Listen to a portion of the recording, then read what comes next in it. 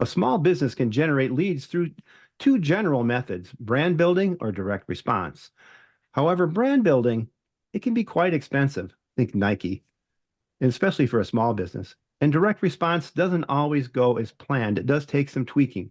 That's where lead generation with partners comes in. This episode of the Lead Machine Growth Show is brought to you by Lead Machine, the step-by-step, tech-easy system for getting leads online. Are you struggling to get leads from your lead magnet? Are you tired of seeing low conversion rates and losing potential customers? It's time to revive your lead magnet and start attracting more leads. Download our free report, 10 Deadly Lead Magnet Mistakes That Are Costing You Leads, and learn how to create a high-converting lead magnet that engages your audience and drives conversions.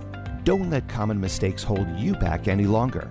Revive your lead magnet today and download your free report at www.getleadmachine.com/deadly.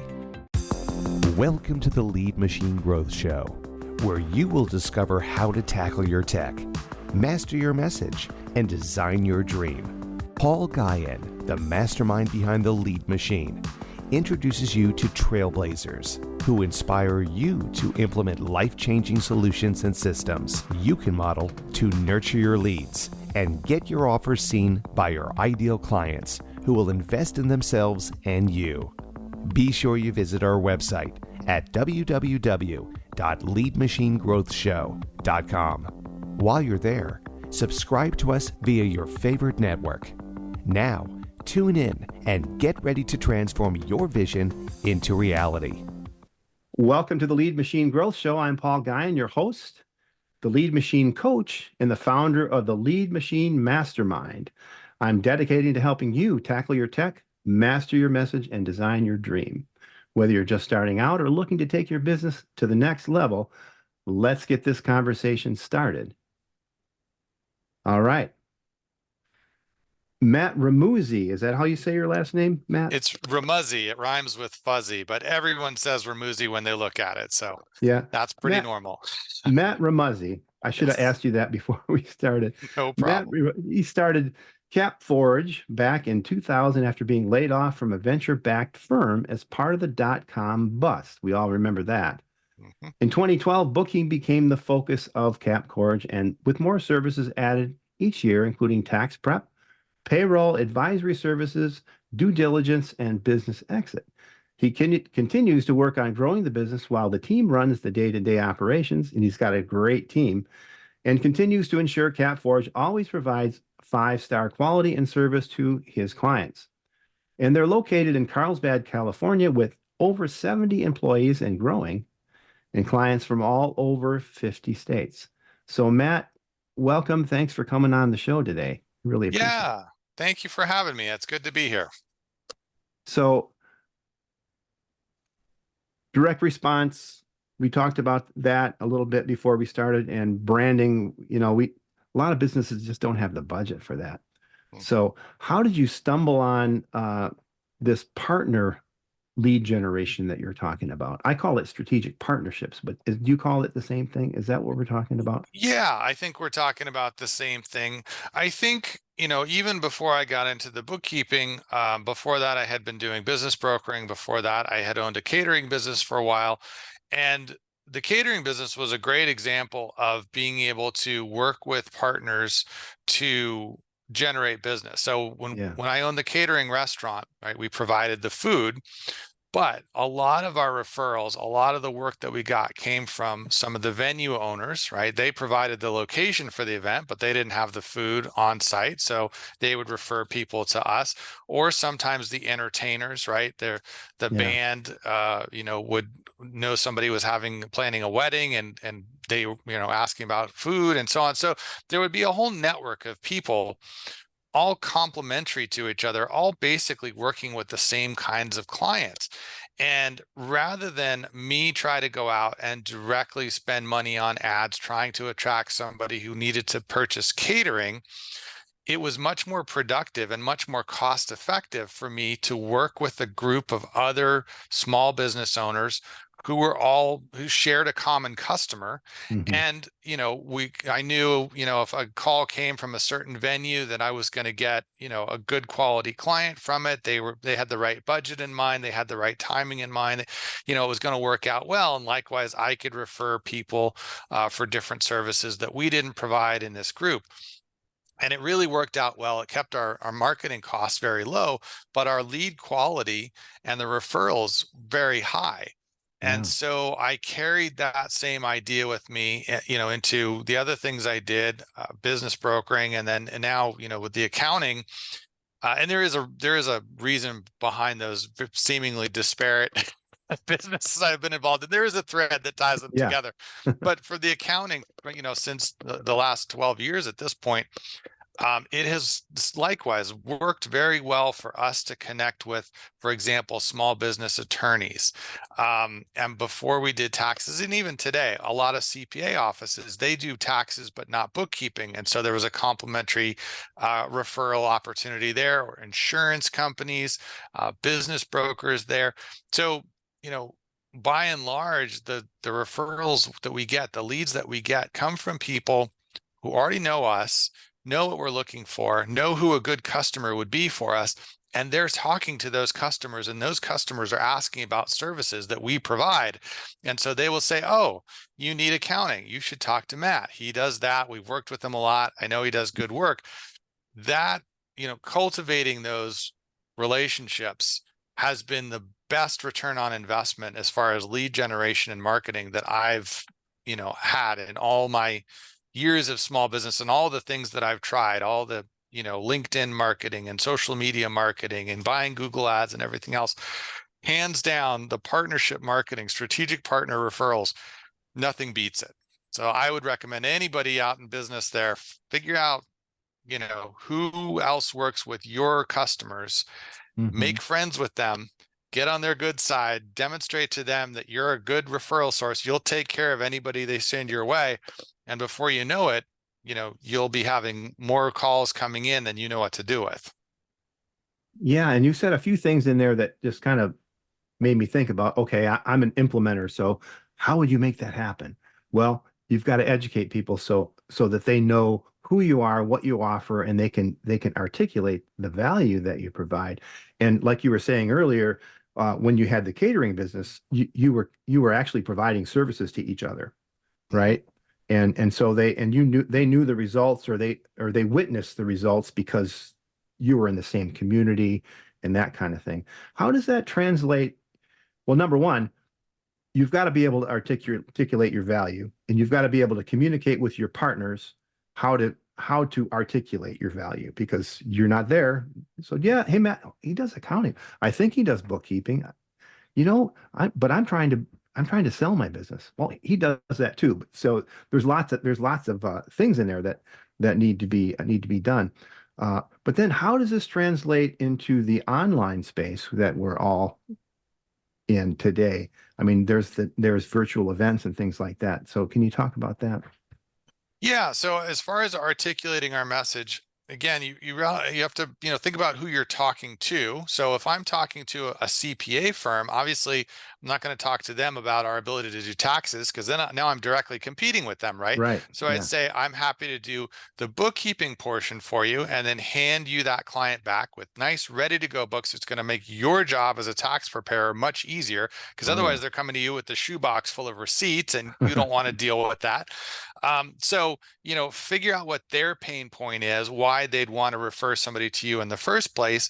Make sure you're clear about how you can solve that, and also alleviate any concerns they might have about, well, I'm not going to poach your client, or, I'm happy to sign something to that effect if you'd like, but just on my word, as a business, I'm not going to, why would I shoot myself in the foot with a potential referral source by then, trying to take the client altogether. So, figure out, Yeah. on the other hand, if you're talking to a business broker, you're going to have a little different message for them, or an attorney, and so on. And they don't need to give you, the customer, the whole advertisement of why you're good. Right.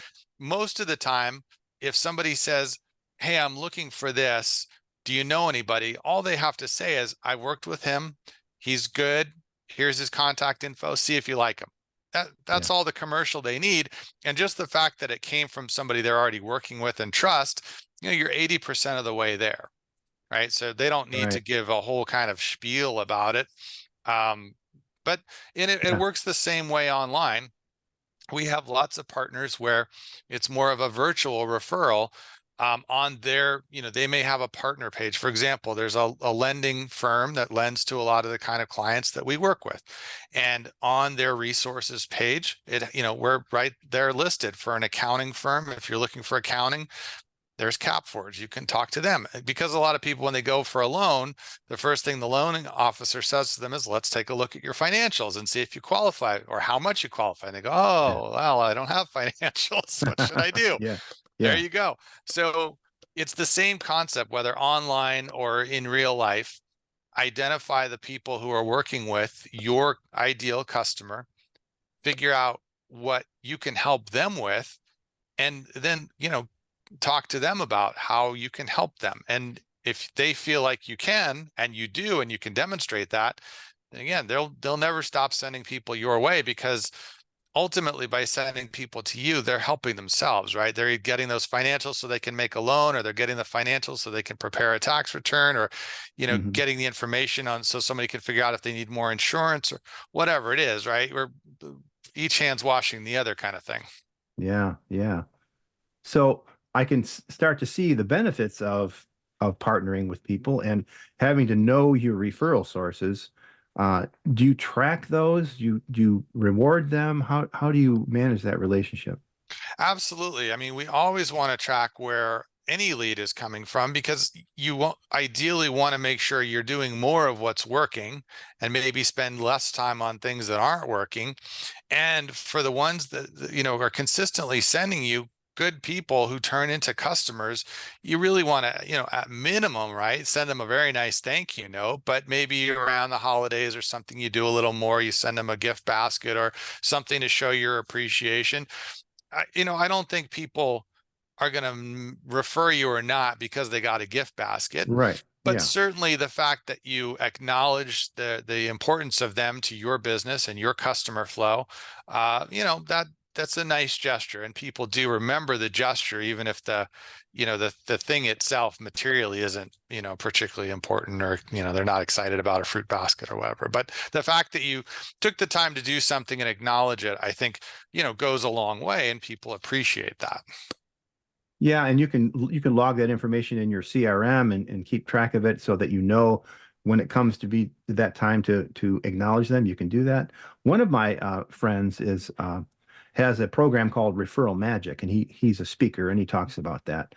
And one of the things he mentions is to let people know, yeah, hey, I connected with Joe, and this is what we're doing. Just to keep them in the loop, because they've just put their credibility on the line with you. They said, okay, this is someone that know, likes, and trusts me. I'm going to transfer that know, like, and trust over to Matt, and I want to make sure that Matt doesn't blow it. And but Matt can come back to me and say, hey, yeah, Joe and I are doing fine. This is what, or Joe, wasn't a good fit because of, that. So keeping them in the loop, and that helps to build the conversation, to build the trust between you and the referral partner. So that's very, Absolutely. I mean, this only works if, when somebody decides they are going to send you a referral, that you treat that referral like a gold nugget, right? You have to respond immediately. And I usually tell people, the best way to refer somebody to us is via email. So that way we can yeah. track it more, easier than a phone call or something else. But Mhm. you get an email. So I always immediately respond, thank you so much, Joe, for sending me the referral. Hi, Nancy, nice to meet you. I'd love to, to have the opportunity to discuss with you and see whether we could be a fit or not. So they know that they sent me a referral, and within 30 minutes, an hour at the most, right, I'm responding right back and saying, thank you so much for the referral. I'm on top of it. I'm making myself available. I want to see if Yeah. I can help this person you send over.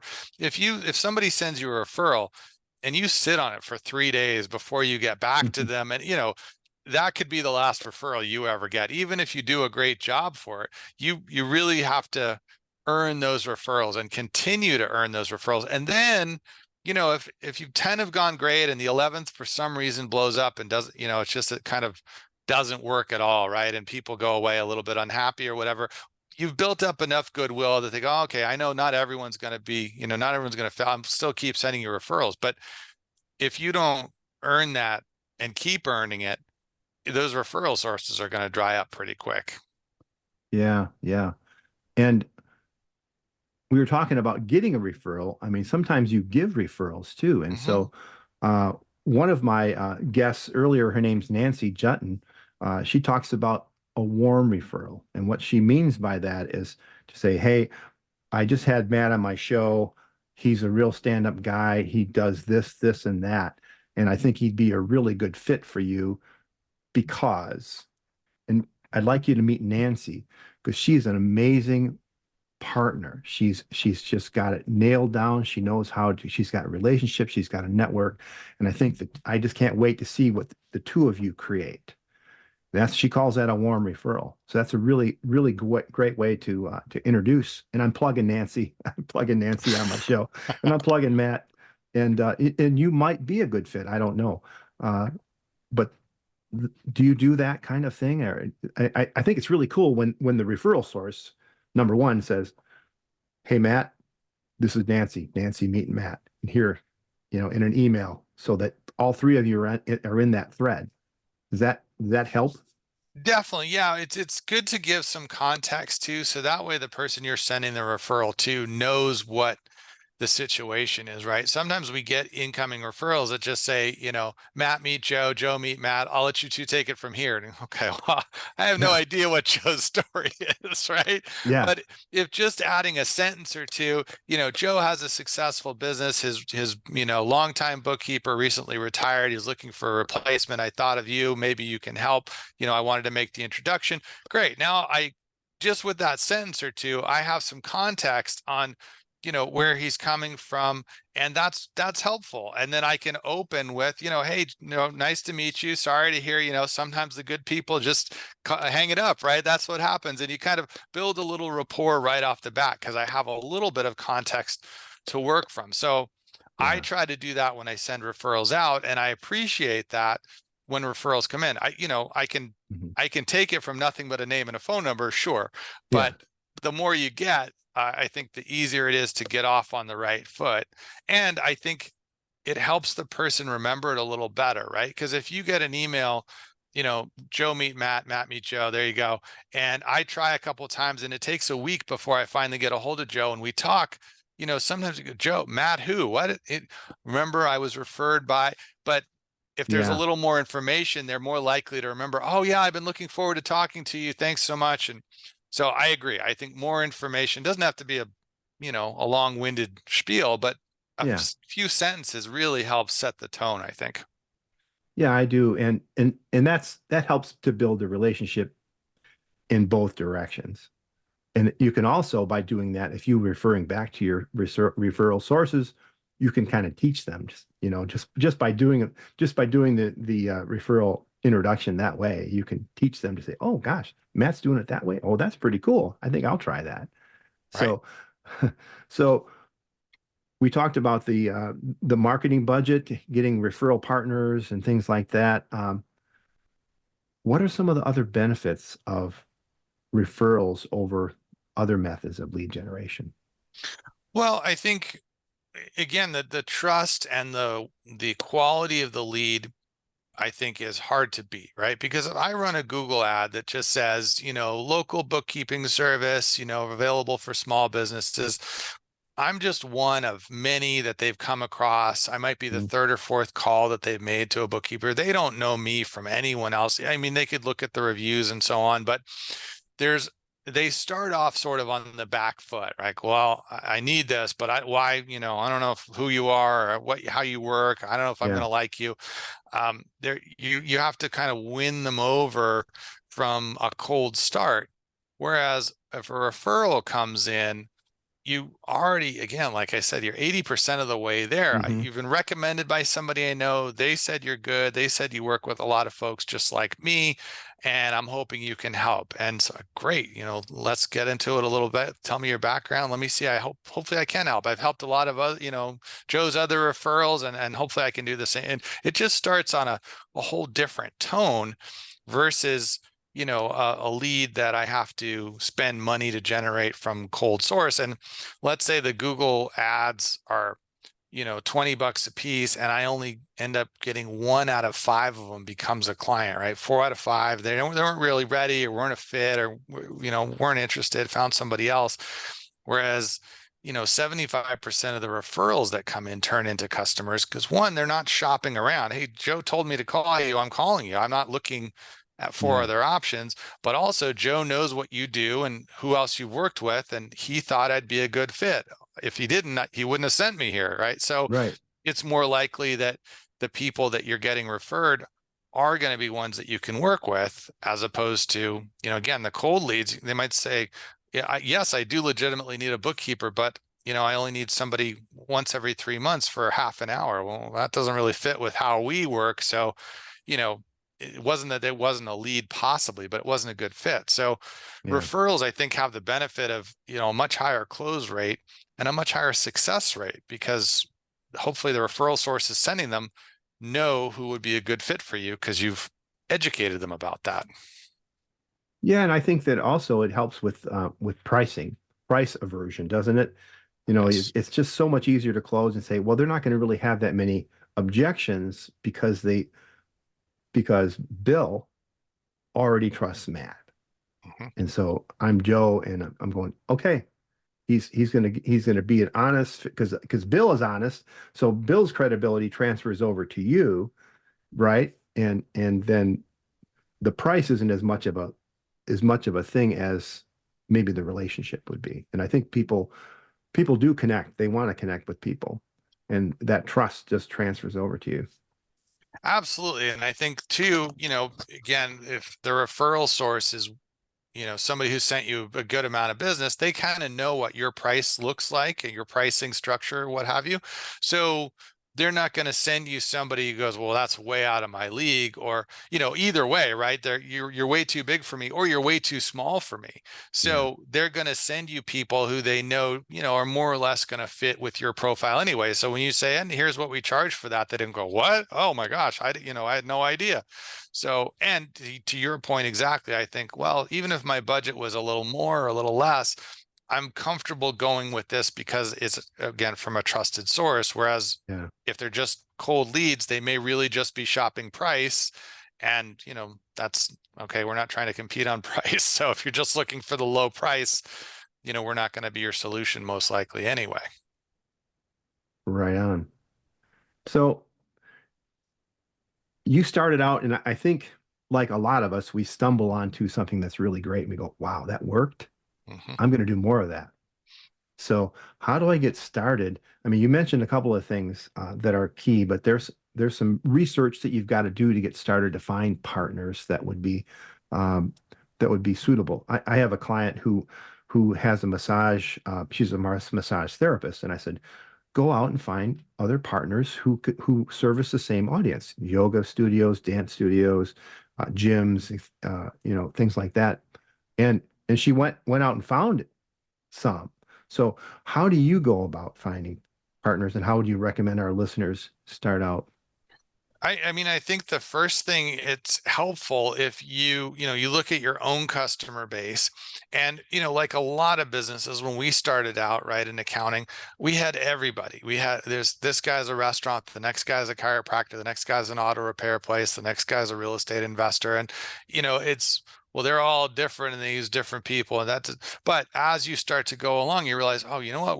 We're pretty good with dentists, and we're pretty good with lawyers, and we're pretty good with online businesses. And as you start to kind of say, okay, there's 3 buckets of people, of customers that we're Mhm. good with. So, okay, let's take the online group. What kinds of things do they also need and do that we can maybe look at? They have online lenders that, lending companies that specifically work with people who sell stuff online.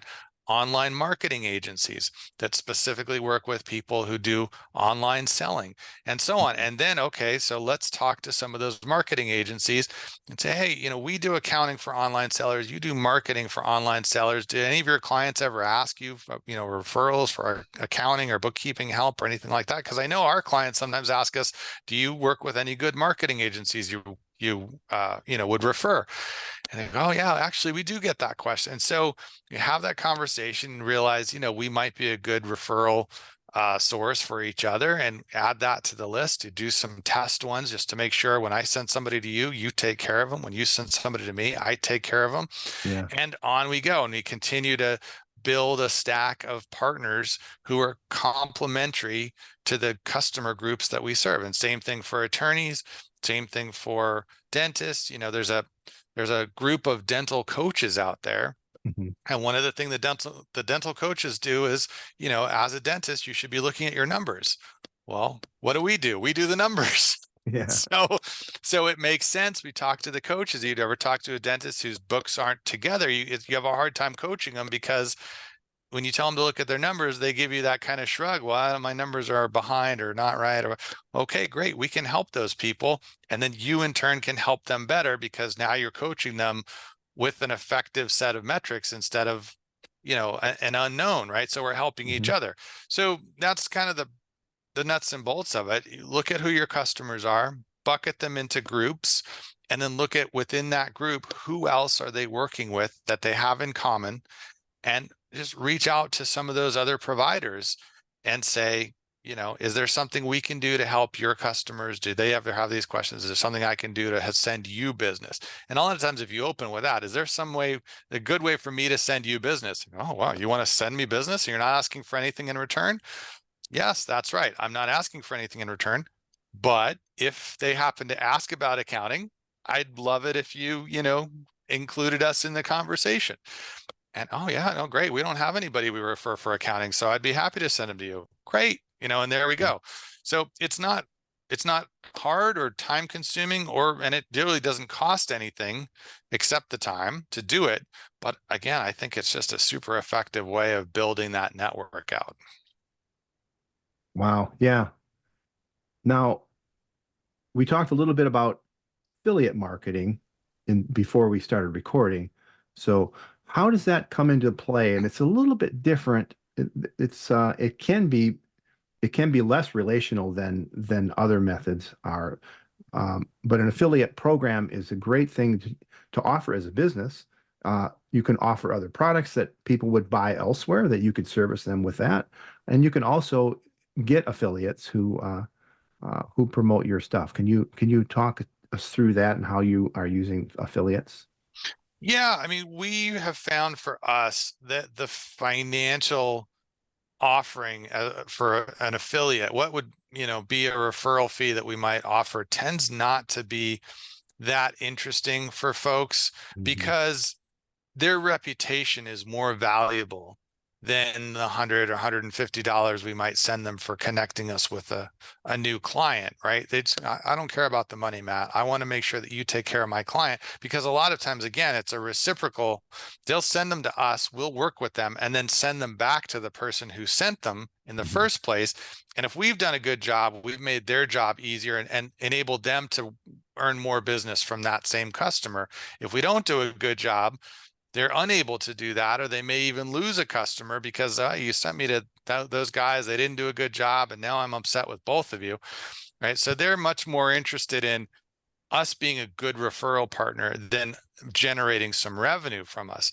But that said, there is certainly a whole world of affiliate marketing that is more transactional and is financial based, where, if you go out on your own and spend money on ads, it might cost you $300 to create a lead.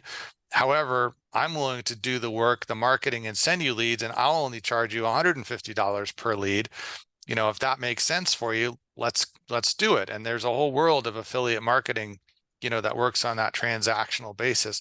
Yeah. For us as a service provider, especially in accounting, I mean, accounting is personal, right? It's your personal Mhm. finance. How much money do you make, right? That's a very sensitive question for a lot of Yeah. people. So Right. it's not necessarily as good of a fit for affiliate marketing as, software applications or, products might be, where an affiliate carving out a chunk of the revenue for an affiliate payment may make sense, and it may be easier to track, right? All of our projects are one-off, right? We don't have sort of everybody pays the same and gets the same package. Each package Yeah. is based on, so it's a little harder to price affiliate Uh-huh. marketing in. It's certainly, if you've got a business that would, will benefit from affiliate marketing, absolutely. I think it can be a great vehicle for driving leads. For us, it's just not, we've looked at it in the past, but it's just not the right fit for how we operate. Yeah. And just for those listening, an affiliate program is when you have people who promote your products or services, and you pay them a commission when you get a new customer. And a lot of times there's a whole management behind it, giving them marketing materials and things like that to promote you properly, and things like that. There's tracking, and it gets quite involved, but it can be very profitable. And as a provider offering other people's products, like maybe if you're in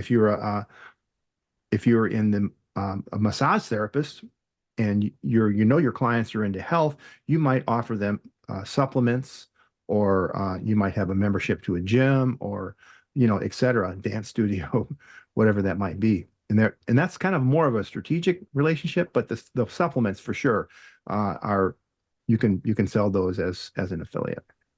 So, what about some success stories that you've had? We've touched on a couple of them.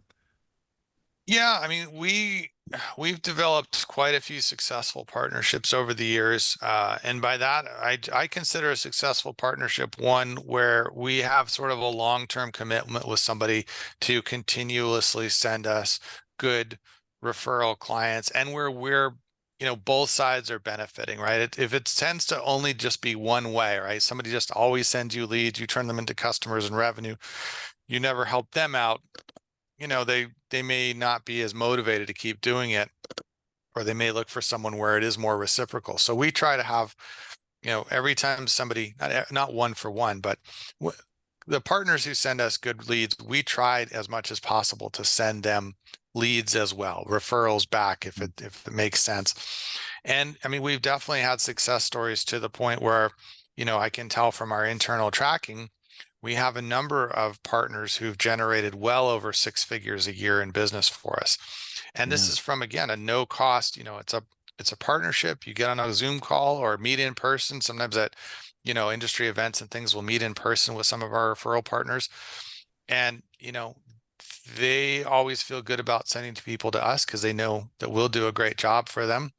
And so they're happy to keep sending people. And like I said, we have multiple partners who've generated more than 6 figures annually in business for us. So at Yeah. no cost. I mean, there's no ad dollars invested in that. That's just relationship building. And that's super attractive. Now, do you also run ads to complement the partner programs that you have? We have tried a variety of paid ad options. Most of them don't seem to, they kind of break even, right? For the Yeah. amount that we spend for what we bring in, it's more or less a wash. So we will from time to time do that. And as we experiment with continuing to increase the lifetime value of our customers, Yeah. that equation changes a bit. So when we just did bookkeeping, it was pretty hard to find an ad system that would be profitable. But as we've added tax and some of the other services, and now the lifetime value and even the year one value of a new customer has changed, but the ad expense hasn't really gone up as much, then the formula does change. And I continue to tweak it and adjust. But the problem with ads we find in our business is whether somebody needs it or not, in my opinion, right? Whether if you're a small business owner, you probably need bookkeeping year round, and you for sure need taxes once a year. But a lot of business owners themselves don't recognize that need until they get that letter from the IRS, or, Mhm. they talk to their legal advisor who says, "What do you mean you haven't done your, year-end financial or whatever?" And then they go, "Oh my gosh, I need to get on that right now." And then whoever they find in that moment is who they go with. So it's can be challenging to, run ads and you just don't see results until one day somebody finally says, yes, I need it today, but they're not thinking ahead, or we're not proactively able to sell it until somebody really internalizes the need themselves, which is where, a lot of times they go, oh my gosh, I really need this. Let me ask my lawyer, who should I talk to about getting help with this tax problem? And they go, oh, you should talk to CapForge. So Yeah. we do run paid ads, but with not nearly the same level of return on investment as our partner marketing. Right. And you've got an April who tracks that for you. Yes. It keeps Yes. track of that.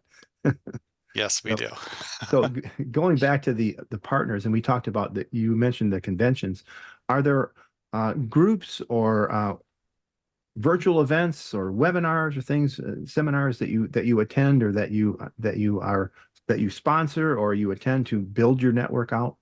Yeah, there's a handful of industry events. For example, I mentioned the online sellers. That's a group of clients that we, have a pretty big presence in that space. There are some annual industry events that we do go to. We'll get a booth. And while we do certainly meet individuals who can become clients at those events, as often as not, we're there really just to renew our face-to-face, in-person relationship with a lot of our referral partners. Yeah. And going across and shaking hands and reacquainting ourselves with some of our referral partners in person. That handshake is worth 15, 20, 30 new leads for the coming 12 months. And not that they wouldn't send it to us if we didn't attend, but it's nice as a reminder to get together, go out, have lunch, share some war stories, and renew that acquaintance. And just make sure that, they can know that we're continue to be here and working hard to do a great job with anyone they send us. And, the cost of attending those events to me really that's what I'm measuring it against, is that year-long stream of referrals, not who I happen to meet at the conference those 2 days and we're able to sign then. Yeah, I think that finding partners at an industry event, I think people often overlook, because everyone's looking for new clients. And you mentioned increasing lifetime value, certainly increasing your partner base and improving those relationships. And if you're going to an industry event, looking for strategic partners, because they're all servicing the same market. Most likely, they're serving the same client, or a lot of them are, for sure. So Yeah, I that's mean, smart. everybody at that event is there because the attendees of that event are who they're interested in courting. So everybody there, I think, is a potential referral partner, Yeah. or nearly everybody. And so, I spend as much time going from booth to booth, meeting new potential referral partners and reacquainting myself with existing referral partners as I do trying to attract, individual attendees. We always have someone at the booth for that too. But, if you think of each referral partner as potentially worth even just 2 referrals over the course of the year, that person is worth twice as much as a single person who walks up to the booth, who may be a client, right? Yeah. And a lot of our referral partners are worth 5, 10, 20 referrals in a year. So, Hmm. that's where the real benefit comes from connecting with those folks, more so than just, whoever wanders up to the booth. Yeah. What are some of the other marketing strategies that you do? Are there any others? Do you do content marketing or anything like that? We do. We have a pretty active blog. I write a weekly newsletter on, Hmm. growing your business strategies. We do a fair amount of, video content that we put Hmm. out there, but I think, those are, excuse me, relatively new efforts, and I think they take time Yeah. to accumulate, volume and views, and it all sort of builds towards the snowball. But, in these early days, I would say it's not particularly productive as far as new business generation. I think it's something it's good to do, but I mean, certainly if I was trying to, you know, keep the doors open with just that marketing channel, we'd be in trouble. Yeah. On your newsletter, do you include your partners in that too? You mean, are they subscribers? Absolutely. Yeah. Yes. So you've got some, because they're wanting to build their business too. And Right. they have accounting and tax prep needs too. So Absolutely. so they could become potential clients also. Absolutely. Yeah. I mean, there's always an opportunity with what we do to not only, work with them as a referral partner, but work with them directly as a client. And certainly, our existing clients as a whole is our single biggest referral source, right? We always encourage our clients, actively encourage our clients, if we feel like we've done a good job for you, and you're happy with our service, and anyone else that may be in need of this, we would, of course, we always appreciate referrals and connections to anyone else you might know. And so, I think everybody assumes that businesses would like referrals, but we want to go one step further and make sure we're crystal clear that, yes, we are actively seeking new clients. And if you know somebody you think would be a good fit, you've worked with us directly, you know what we do and how it works. If you know somebody, we would love to connect with them. And that's the single biggest source of new businesses, our current clients. Yeah. And now do you ask your clients for introductions or referrals also? We do. Yeah. I mean, that's what I mean is we Yeah. ask them.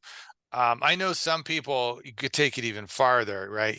Please give me a list of 5 people you think I should talk to. We don't go that far, Yeah. Right. but we do actively suggest that if they know anyone who they think would benefit from an introduction to us, we, would certainly appreciate that, and we'll incentivize them. We can give you a free month or, whatever. And a lot of people, again, they say, I don't care, free month is nice, but I wouldn't refer you to my friend if I didn't already know you're going to do a great job, right? Because Right. my reputation isn't worth $100 to me, Yeah. right? But I work with you now. I know you do a great job, and I'd like you to meet so and so, and you know. But I think if you don't remind people about that, it's easy for them to forget or not think about it when it comes up in a conversation, or they're not proactively thinking about recommending you. Yeah.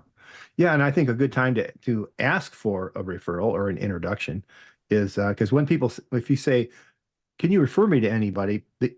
I go blank.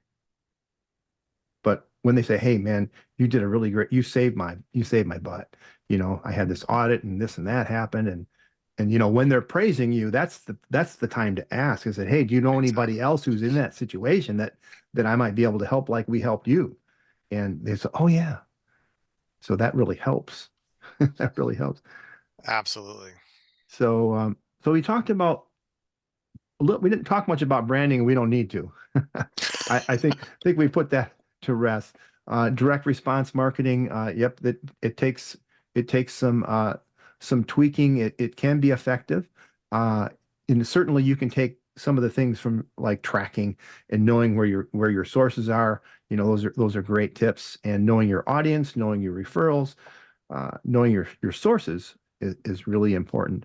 Um, Partner marketing sounds like the really great way to go to build your business. And it's not hard. And if you're good at talking to people, and everyone should be, it should be pretty easy to get started with. So as we wrap up, Matt, what are 3 things that our listeners can do today to put these ideas into action?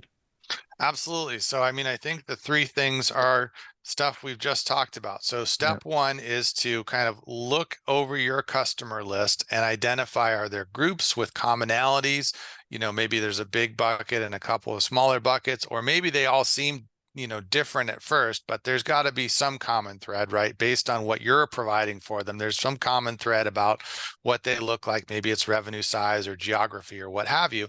So step one is just to kind of look at your customer list and segment them into like groups. Step two is for each of those like groups, then to think about who else they're using as common types of service providers, right? Do they all use a similar type of attorney or insurance agent or a marketing person or web designer or what have you, or a growth coach, whatever it might be?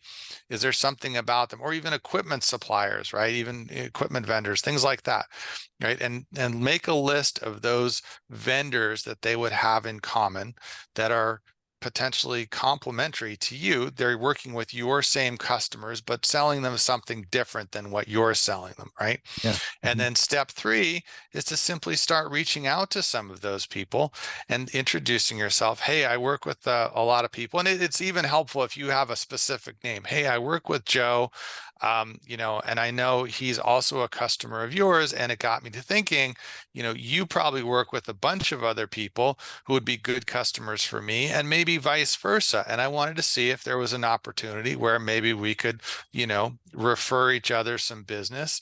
If there was, something there that kind of made sense. You work with a lot of the same customers I do. It just makes sense that we might be able to refer each other some business and see how it goes. And some people might say we already have a referral partner, or, we're not interested, or we're too busy, or, not everyone's going to. But most people, especially other businesses your size, smaller businesses, are going to say, hey, that's a good idea. I know, Yeah. I also know Susie and Nancy and, Mary, and they all have businesses, and they could probably use your help. And I bet people that I'm not working with yet. And, the conversation is easy and flows, and you say, great, why don't we start off with just one? We'll see how it goes, see how it works for both of us. And if it works well, we can do more of it. And, no obligation, no big, commitment required. We'll just make it easy. We'll just do an email introduction. And, within a few days of that phone call, you could have your first referral introduction. Obviously, then you do your best to take care of them, do an amazing job, make sure they're super happy. But, now you're on the road to multiple referrals from that one person. And hopefully you have a list of 10, 15, 20 more people to call for that customer group, and 2 or 3 customer groups at least that, that would work for. And I think, it's always good to, it's the 80-20 rule is still going to apply, right? 2 or 3 of your referral sources will probably send you 80% of your referrals, Right. but you never know which ones those are going to be. So the more connections you make, the more likely you find the ones that are those big, great fonts of additional customers that you can connect with. So that's it. Segment your customers, figure out who they work with besides you, and then start making connections. And that's it. Right. And if you want to find out who those 20% are, you want to make sure you're tracking where they're coming from. Absolutely. Well, thank you so much. It's been a pleasure meeting you and discussing partnership lead generation. I think that's a great way to go, and a lot of people are doing it. What do you think it's gonna get bigger? Is it gonna be replaced by something, or is it always gonna work? I think it's always gonna work. I think people are people, and as much as technology evolves and changes and takes over this and that different aspect, at the end of the day, I think people are people, and that human connection still counts for a lot. And Amen. Yeah. I get hit up on LinkedIn by AI bots 100 a day, right? And I Yeah. ignore all of them. But when somebody I know sends me an email and says, hey, Matt, can we get on a call for 15 minutes? I want to talk to you about an idea. I am there for that call. So, I think, yes, technology will continue to shape what some things look like, but the human connection, I think, is pretty irreplaceable. Right, and that's where AI falls short. There's no emotional intelligence there, and so that's where it falls short at the moment. But we'll see how that plays out. But yeah, you're right. We'll see how that plays out. But you're right. The human connection, you can't replace it. You just simply can't. Yeah. Well, thanks again. And we were talking a little bit about how people can connect with you, and you mentioned some books. Can you talk us through that? Yeah, absolutely. So, the best place to find more about us is capforge.com, our website.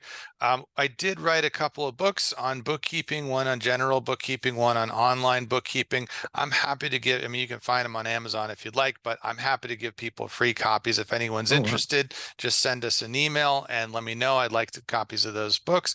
And, more than that, if you have questions about your bookkeeping or accounting or tax, or think there's anything, you'd like to discuss, whether you're looking to become a client or not, I'm happy to talk with anyone, kind of do a review, see what you've got going on, see if there's anything we can help you with. If there is, great. If not, no problem. I'm a big believer in karma, right? Even if I don't help you today, or, you don't become a client today, it all evens out in the end. So I'm happy to help and speak with anybody about anything at any time, and it all works out in the end. So yeah, capforge.com, find out more about us, reach out via the contact form, ask for those free book copies if you're interested, set up an appointment if you'd like to chat about anything else.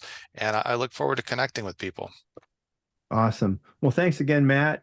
And remember, faith and action go hand in hand. So keep the pedal to the metal. Until next time on the Lead Machine Growth Show, I'm Paul Guyan and Matt Remuzzi.